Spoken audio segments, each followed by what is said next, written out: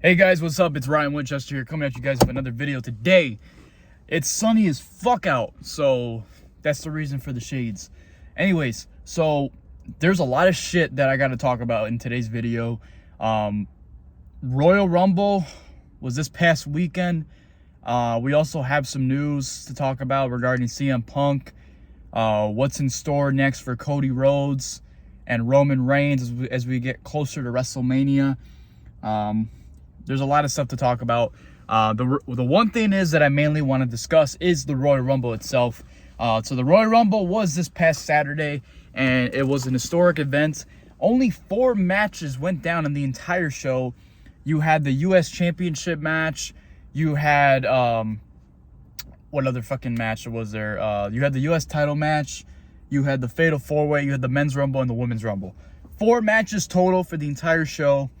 And not a lot of people were announced for the Rumble. So, you know, people expected a lot of surprises, debuts, entrances, overall, but we'll talk about it. Now, the one thing that I wanted to bring out, but I didn't get a chance to because how busy this last week was the promo between CM Punk and Seth freaking Rollins. Mainly because or no, it wasn't though. It was CM Punk and Cody Rhodes, my bad. CM Punk and Cody Rhodes, they had a face-to-face last Monday, and the crazy thing was, it was awesome. But it makes me wonder, like, are these two gonna fight in the future? But we'll have to wait and see. But you know what? They did happen to go face-to-face. These guys were the final 2 in the Royal Rumble match. Another thing about the Rumble is I predicted the final 4 participants since, like, I don't even know. It was like, I think it was like a month before the Rumble or like a couple weeks before. But it's crazy. I got it right. So we'll talk about that in a minute. So Punk and Cody had a freaking face-to-face last Monday, which was the go-home show for the Royal Rumble. And the promo was amazing because that was just the one thing that we were all looking forward to all week long. When WWE announced that CM Punk and Cody Rhodes were going face-to-face for the first time ever in a WWE ring. Let alone, they didn't do that in AEW, but they were still on the main roster together in AEW. They never fucking went face-to-face in the AEW ring. So for them to do it in the WWE ring, that brought a lot of new viewers. It brought a lot of attention. And it was a great segment overall. So it was crazy because when Cody obviously starts a promo, he says one question. He asks the WWE Universe one question. What do you guys want to talk about? And he mentioned that to CM Punk. He said, so CM Punk, what do you want to talk about? CM Punk mentioned he wanted to talk about the American Dream, Dusty Rhodes. He wanted to talk about the pipe bomb. Well, Cody wanted to talk about the pipe bomb. So Cody, first, before we get to Cody, let's get into Punk. Punk mentioned that he wanted to talk about the American Dream, Dusty Rhodes, which is Cody Rhodes' father. And he had mentioned to Cody that he is more of the American Dream than Dusty ever was. Only for Cody to fire back and talk about the pipe bomb that Punk cut in 2011 on the one episode of Monday Night Raw that we all know about. The historic, famous pipe bomb. And Cody brought up that Punk brought up to Cody, he is more of an American nightmare than Cody will ever be. And I thought that was crazy. For him to fucking fire back after already saying that shit about Dusty was insane, man. It just gave me instant goosebumps. So, we'll fast forward into the Royal Rumble pay-per-view this past Saturday night.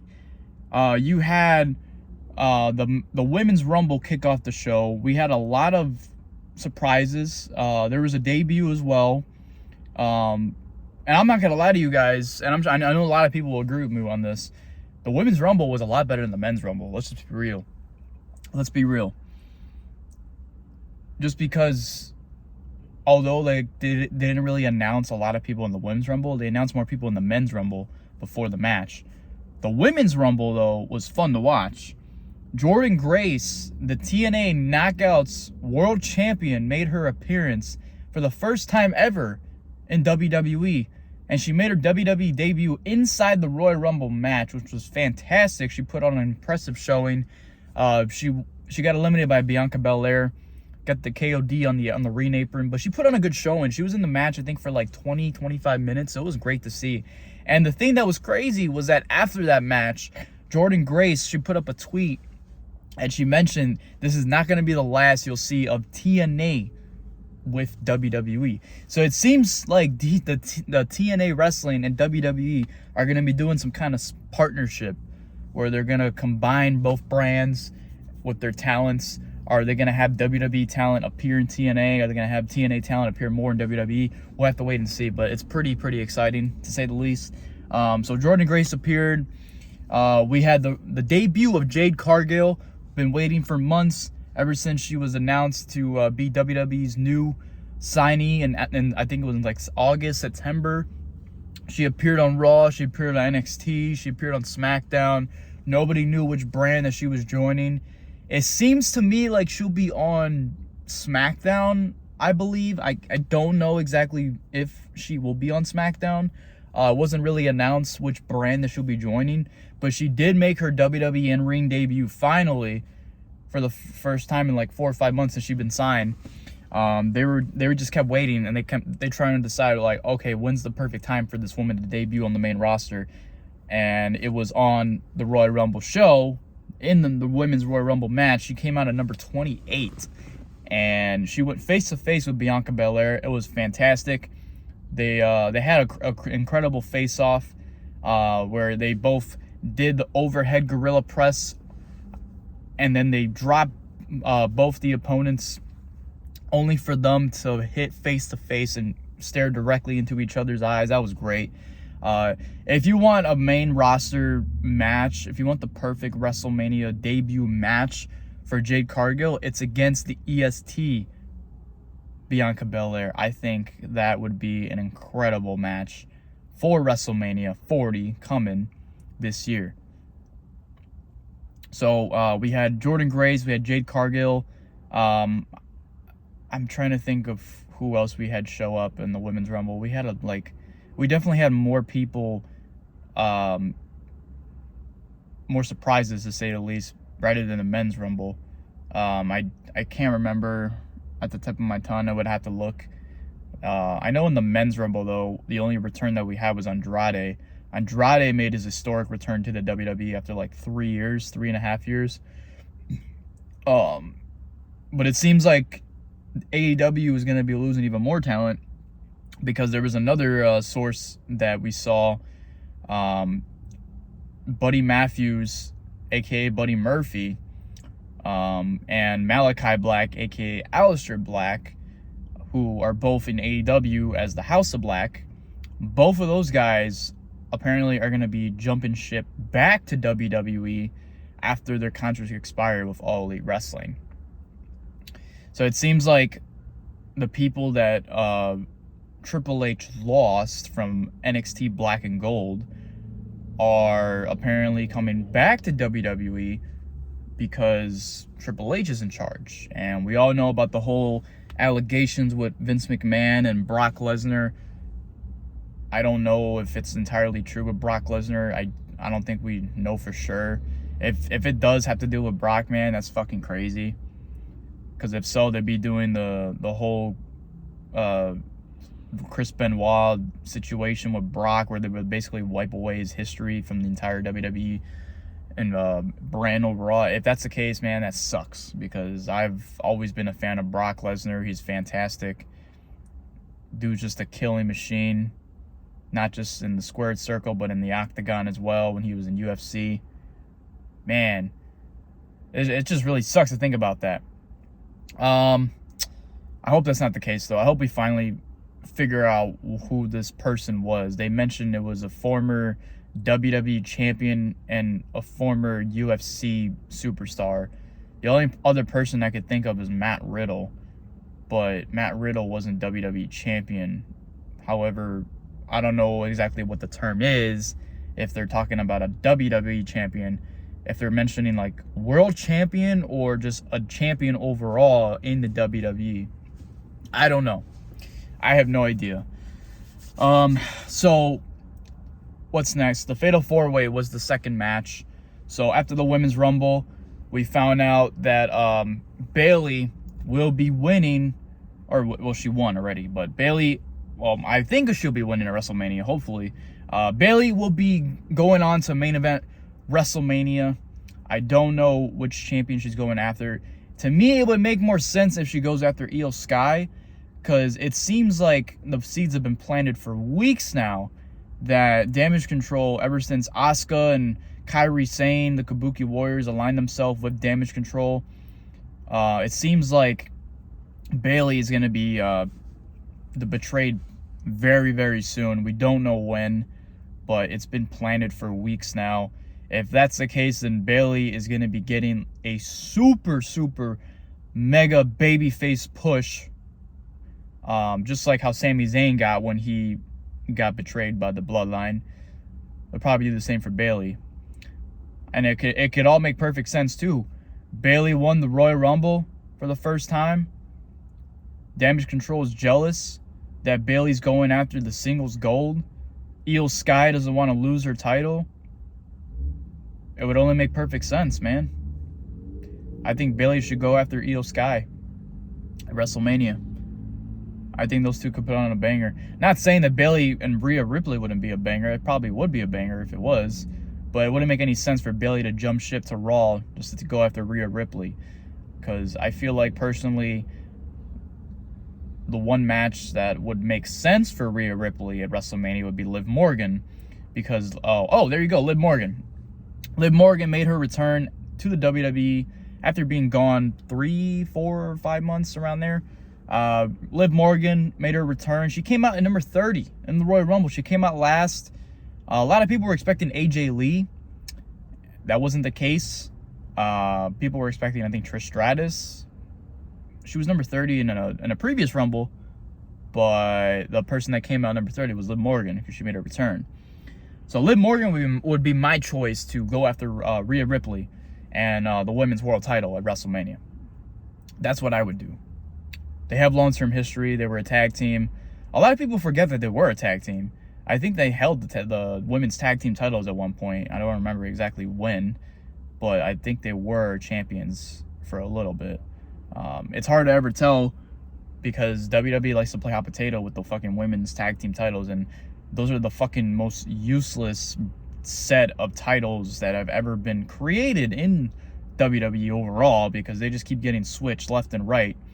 As we saw this past Friday night on SmackDown before the Royal Rumble, the Kabuki Warriors, I think, are now like a 2-time women's tag team champions.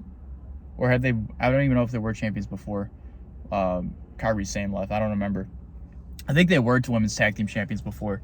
If not, then this is the first time. But Asuka and Kairi Sane are the women's tag team champions now. They took the titles off of Katana Chance and Kaden Carter on SmackDown. So, yeah, that's that. The Fatal 4-Way.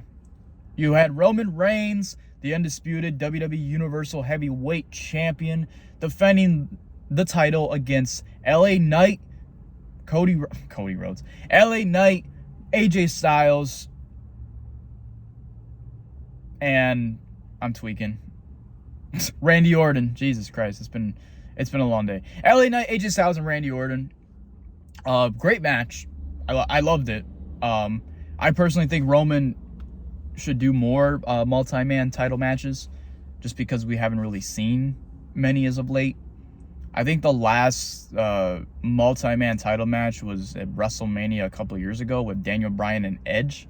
I think it was the last time Roman had like a multi-man title defense on a big show like that. So for them to do it at the Royal Rumble, it only makes perfect sense. This was a match I predicted that was gonna end up happening for the event itself. I predicted this like over a month ago, and there was no way that they were not gonna go forward with it. So they did go forward with it, and they put on a great match. Everybody hit their finisher on Roman, and Randy hit this incredible RKO. We all know how good Randy Orton is. We all know how phenomenal he is with RKOs, man. He hits it out of nowhere. So he RKOs everybody, and when he got to Roman looked like he was going for a spear. Randy was grabbing his shoulder only to turn around and it looked like Roman was jumping to do the spear.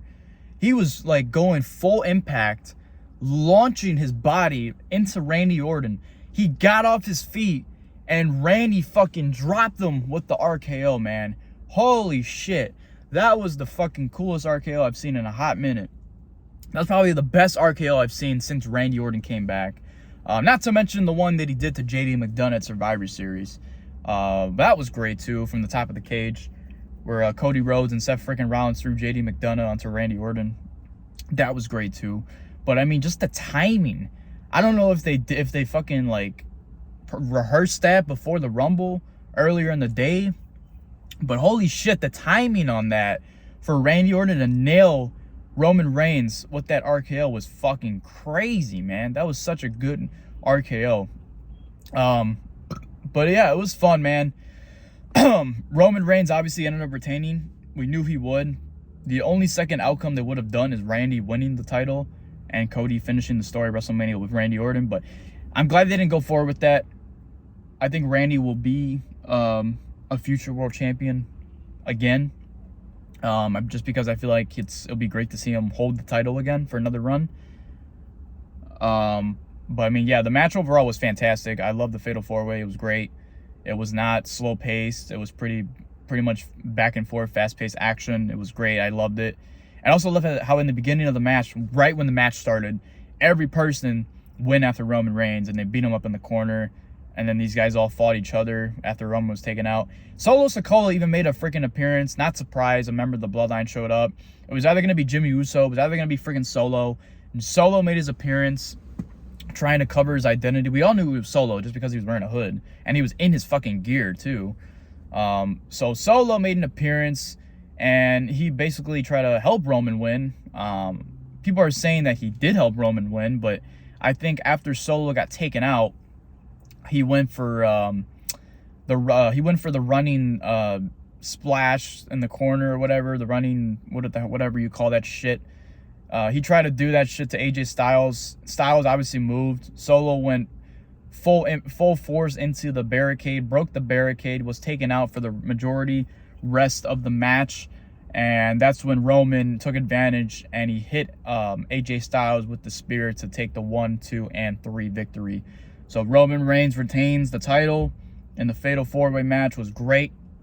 It was just kind of crazy to see it happen so early in the show. But then again, the full card itself was only, 4 matches, just like I predicted. So yeah, moving forward, we have Logan Paul and Kevin Owens for the United States Championship. A match that I was another one looking forward to. Great fucking match. I could definitely see these two having a title rematch in the future. Maybe if you want to do it at Elimination Chamber, I don't know. Or if you want to do it on an episode of SmackDown, if Logan Paul ever competes on Raw or SmackDown, I think it'd be great. Speaking of Logan Paul, he actually renewed his contract with WWE. He's not a part-timer anymore. He's actually a full-timer now, which is great to see. So we can actually start seeing Logan Paul compete on weekly television and not just on historic pay-per-views. So if that's the case, then great. Good for Logan Paul. We all know how good Logan Paul is in the ring, but this would just go to prove that he's just trying to be the best that he can be as an in-ring performer. So yeah, Logan Paul fought Kevin Owens. It was a great match. There was a spot in this match. Logan Paul was trying to superplex Kevin Owens. We all know the one move that Kevin Owens does out of the corner from the top turnbuckle or like the second rope, where he basically does like a fisherman superplex off the top rope. I mean, holy shit. The way that he lifted Logan Paul like that with ease was incredible. Logan was talking shit, saying that, oh, he would superplex Kevin Owens. And I think Corey Graves mentioned on commentary, you don't want to superplex Kevin Owens because Owens obviously counters with that fisherman suplex off the top. It's exactly what he did. Dropped Logan Paul. Both guys were down. And then, like, towards the end of the match, obviously, like, some guy came out to help Logan Paul. I don't know his name. I'm sure longtime YouTubers that were with Logan Paul or probably still are with Logan Paul, they know who this guy is because I don't know who it was. Excuse me. But this guy would try to help Logan Paul retain the title. I don't know if it was the same guy that helped Logan Paul retain a crown jewel or take the U.S. title from Rey Mysterio, a crown jewel. I don't know if it was the same guy or if it was a different guy. But regardless, dude brought brass knuckles into the ring. Same exact way Logan Paul won the U.S. title in November at Saudi Arabia. But Owens, I think the referee got down at one point, or he got distracted. Owens took advantage, grabbed the brass knuckles. He hit Logan Paul with the brass knuckles. Everyone thought Kevin Owens was about to become the United States champion once again. And out of nowhere, as the referee was making the pin attempt, he catches KO wearing the brass knuckles in the corner of his eye. And the cameraman zoomed in on it. And I was like, holy shit. I was watching with the guys at the house, had them over for the Rumble, and we were watching and we're like, holy shit. That was actually like a really fucking slick move by the ref. That was very smart what he did.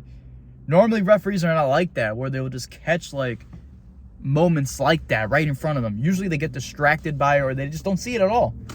But this fucking referee was smart, man. If it wasn't for the ref, we would have had a new United States champion. But that referee, he did the right move, and he saw that KO had the brass knuckles on him. So he called for the disqualification, and Logan Paul retained just like that.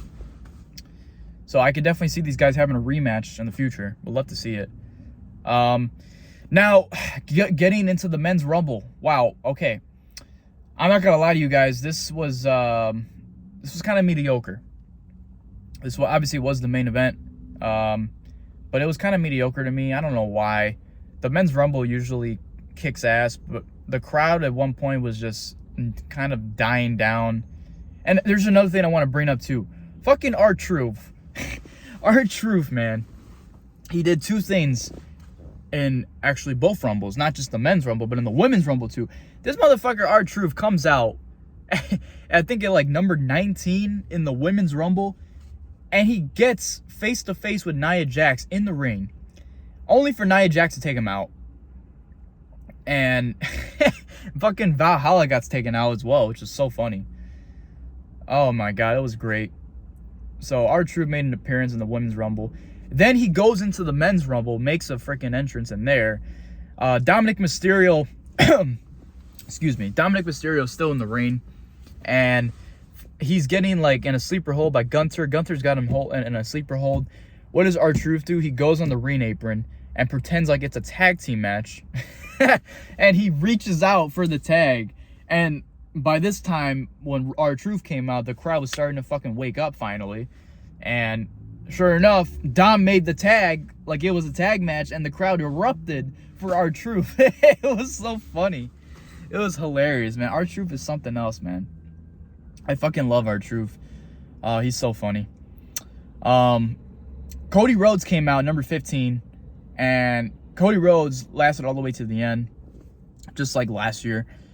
He was the final two with Gunther, and he was also the final two this year with Punk. But what's crazy is the final four were what the people I predicted were. It was Cody Rhodes, CM Punk, Gunther, and Drew McIntyre. Those were your final four for the 2024 Royal Rumble. It's crazy how I actually predicted that. And we ended up with CM Punk and Cody Rhodes in the final two. They went on for like a good, I don't even know, it was like a good solid 5-6 minutes before the ending of the match happened. And apparently, right before Cody won the Rumble match, Punk was apparently injured, and we didn't know about it until an article that posted earlier in the day saying that Punk was injured. I didn't catch that. So what happened was Punk hit the pedigree, and he surprised himself, surprised everyone else. He hit the pedigree on Punk. Hit the pedigree on Cody, rather, not Punk. That's himself. And I guess when he was trying to toss Cody out, I don't know if we got hurt from that or something else. I have no idea. No, not exactly sure what caused the injury to even happen. Could have been earlier in the match. I mean, Punk came in at number 27. Yeah, he came out at number 27. So it probably could have been earlier, like right as he came in. I have no idea. But regardless, like he wasn't even in the match for that long. He came out number 27. He was in there for like a solid 10-15 minutes. And Punk went for the GTS. Cody caught him with the knee. He grabbed him by the leg, hold him by the knee, and that's when he tossed him out. And it was crazy. I thought Punk was going to win the Royal Rumble. Cody won for the second time in a row. So now Cody Rhodes breaks a massive record. He's now the 4th superstar to have back-to-back victories with the Royal Rumble. We had Shawn Michaels, Stone Cold Steve Austin, and Hulk Hogan. Cody Rhodes is now in that list as well. So props to my man Cody Rhodes, the American Nightmare. What was great was after the match, Cody was celebrating. And keep in mind, Roman Reigns and Seth freaking Rollins, the 2 world champions of both brands, of each brand, they were each watching it from the Sky Raptors. And I think from that point, we were all trying to figure out who was Cody going after. We obviously knew it was Roman Reigns. But what was cool was during the celebration, Cody was looking around as his music was still playing. After he pointed to the sign, the pyro went off. He was pointing. Damn, I should have brought some water with me. Fuck. He was pointing, and he was looking for Roman. He saw Roman, and the camera transitioned immediately to Roman Reigns. The second Cody went from this, trying to look for Roman, to this, and he saw Roman all the way from across the stadium. It was great. Transition to Roman Reigns. Paul gave Roman the title. Roman stood up, whipped the title in his hand, posed, and Cody made it clear as day that he wants to finish that fucking story. So there you have it. So Cody Rhodes is obviously going to be going after Roman Reigns for the 2nd year in a row, and this time he's going to finish that fucking story. It's going to happen. Now, getting into Raw. Well, so last week, Rollins predicted his future with the World Heavyweight Championship. But now, it appears that CM Punk is injured. And from what the sources are saying, he could be out 4 to 6 months if he does have surgery. Again, I don't know how he got injured in the Rumble. I don't know if it was with Punk. I don't know if it was with Cody. I don't know if it was with McIntyre. I don't know. But Punk got injured, tore his tricep, which sucks. Motherfucker just came back after, 9 long years being away from WWE? You know, this is similar to when he came back in AEW after being gone from an injury. Apparently broke his foot. Came back. Fuck, it's hot in here. Holy shit. And then that's when he came back, and some guy playing music in the car. He's playing freaking Mexican music or whatever. Hopefully you guys can't hear that. That shit's annoying. Anyways, so yeah, so he did that, and now we don't know what the timetable is. I mean, yeah, it's 4 to 6 months, but I don't know what they're going to be doing for WrestleMania now. If Punk is actually injured, he's going to make an announcement tonight on Raw. Assumingly he's going to kick off Raw and make his announcement. Damn, excuse me. Holy shit. Man, okay, yeah, it's like terrible timing. It seems like the only thing they could do right now is what they were gonna do for the backup plan, which is Gunter going after Seth freaking Rollins at WrestleMania. If Punk is seriously hurt, now, I mean, think about it this way. So the plans that we had before, right?